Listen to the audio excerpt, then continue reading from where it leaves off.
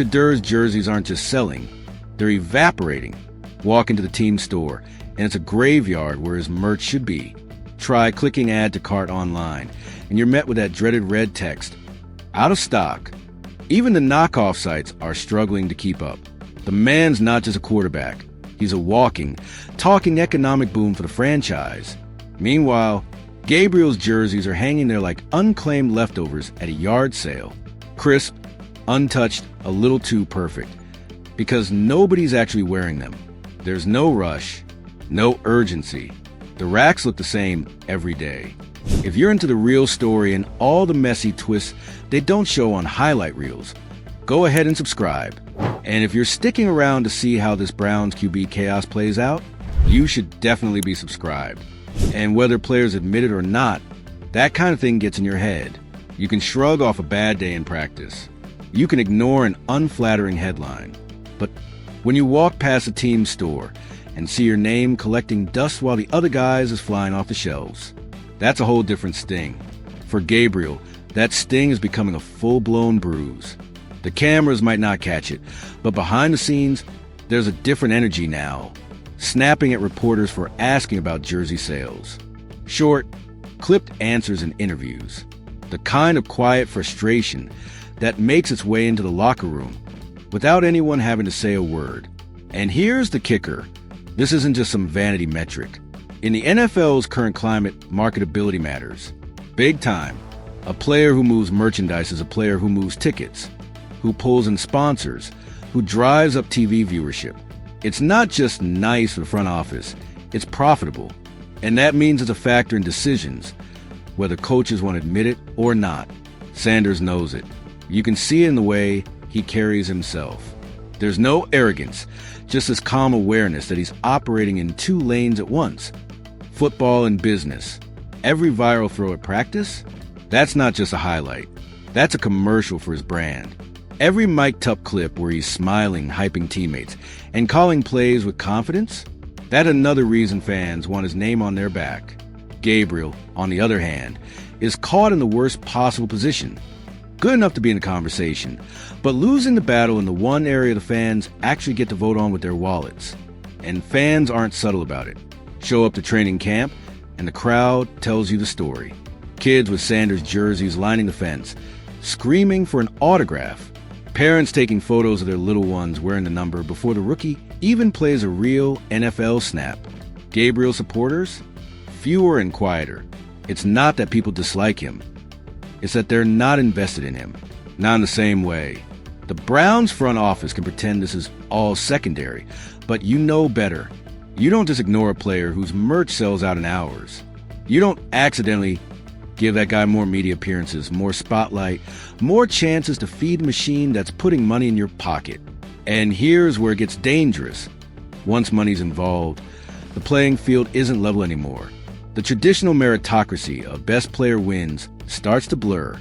Now it's best player, plus best brand, plus best story. And if you've got two guys close in ability, you'd better believe the tiebreaker isn't happening on the field. Gabriel feels that shift. You can tell by the way he's pressing in practice.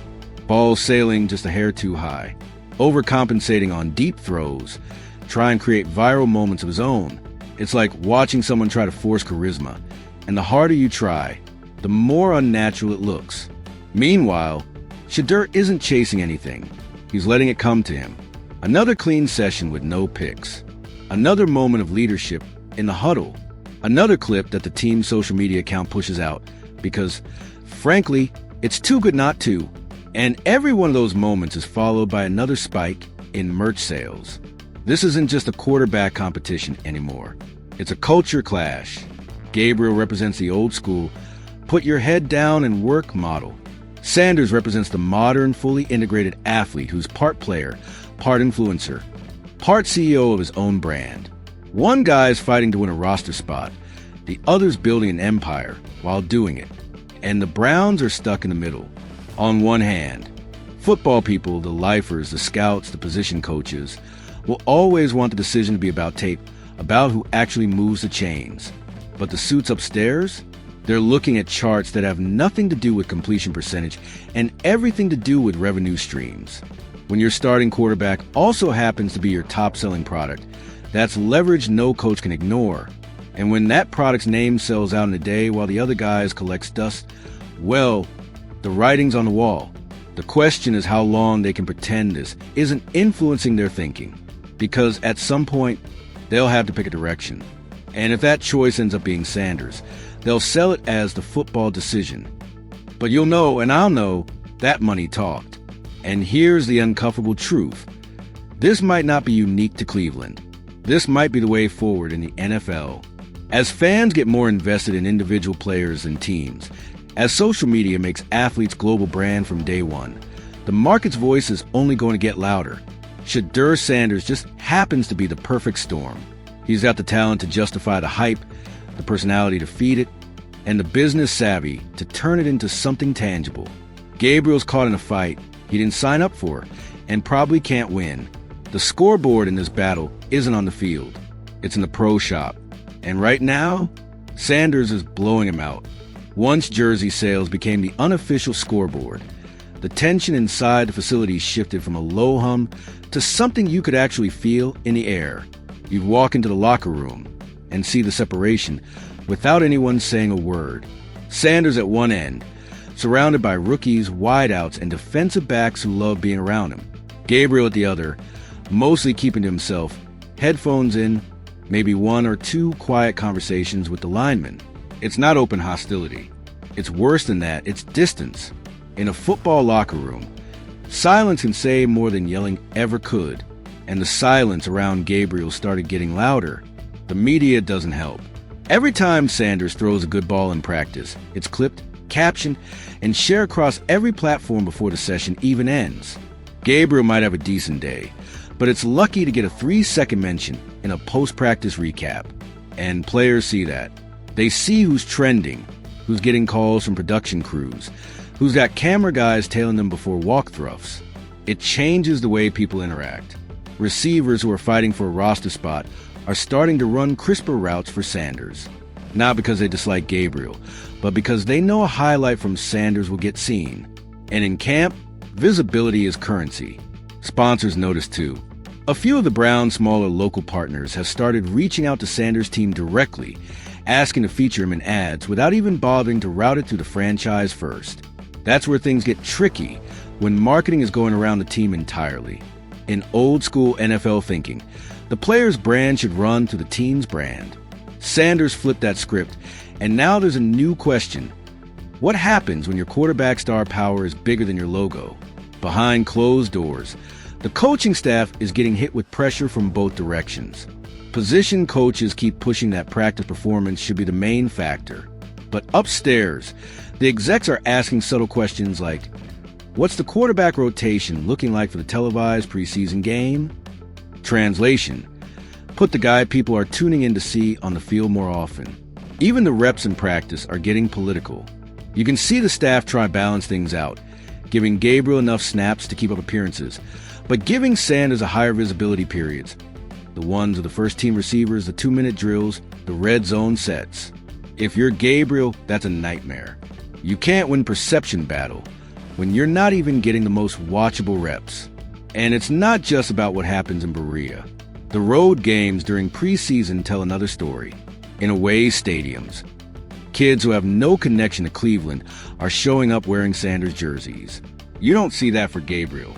That's the kind of reach that extends beyond local fan loyalty. That's national draw.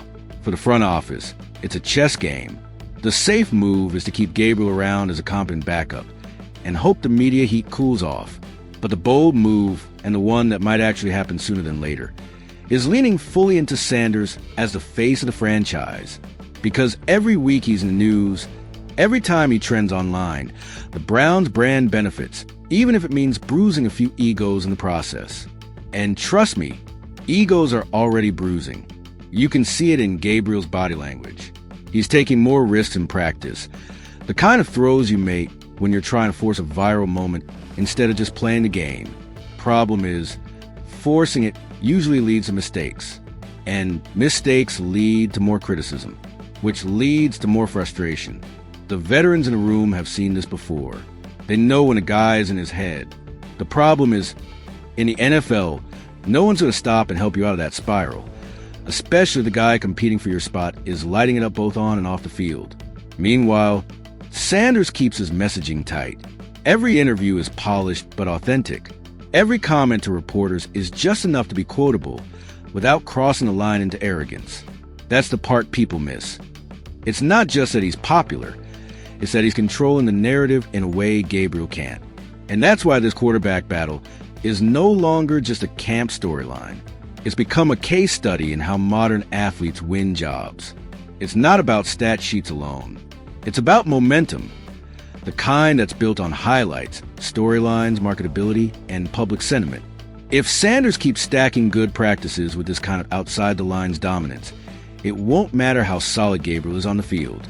The court of public opinion will have already made its decision, and the front office will follow. Not because they're pushovers, but because in today's NFL, ignoring the money is ignoring the game. The truth? This isn't just Sanders versus Gabriel. It's old guard versus new era. Gabriel is playing for the job the way it's always been played. Sanders is playing for the job the way it will be played from now on. What people forget is that NFL teams are more than just rosters and playbooks. They're ecosystems, delicate, political, and often dictated by currents you don't see on Sunday broadcasts. And right now, those currents inside the Browns facility are swirling around one central reality. Shedeur Sanders isn't just outperforming Dillon Gabriel. He's outperforming the Browns' ability to control him. When a player's personal momentum is this strong, it creates ripple effects that seep into every layer of the organization. In the equipment room, for example, Sanders' locker is practically a satellite warehouse